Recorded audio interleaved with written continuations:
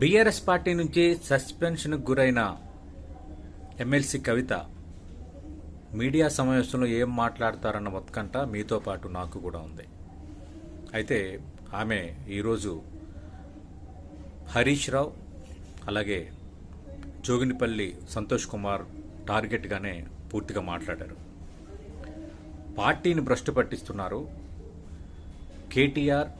కేసీఆర్ నాది రక్త సంబంధం. ఇప్పుడు పార్టీ నుంచి బంధం వీడినా మా బంధం అనేది ఎప్పుడు వీడిపోదు.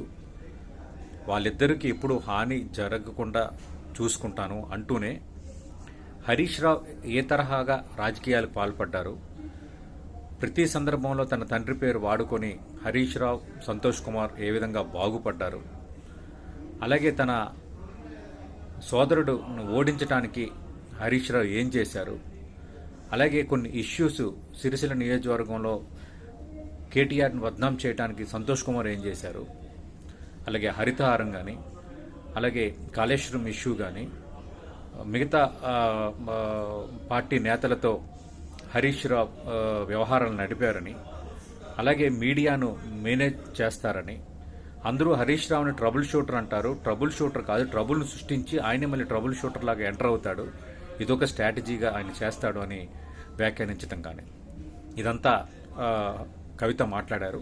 అయితే మరి కవిత చేసిన ఆరోపణలకు హరీష్ రావు ఎలా రెస్పాండ్ కాబోతున్నారనేది ఇప్పుడు ఆసక్తికరం. ఎందుకంటే నేరుగా కేటీఆర్ను ఏమీ అనలేదు, బట్ సంతోష్ కుమార్ హరీష్ రావు మీద ఎక్స్క్లూజివ్లీ హరీష్ రావు మీద ఇలాంటి ఎక్కువ వ్యాఖ్యలు చేసిన నేపథ్యంలో వాళ్ళిద్దరిని నమ్మొద్దు నాన్న, దయచేసి ఇలా అయితే పార్టీ వెళ్ళదు అని చేసిన వ్యాఖ్యలు మాత్రం కొంచెం సెన్సేషనల్గానే ఉన్నాయి. మరి హరీష్ రావు ఏ విధంగా స్పందిస్తారు, సంతోష్ కుమార్ దీనిపై ఏం మాట్లాడతారనేది వేచి చూడాలి.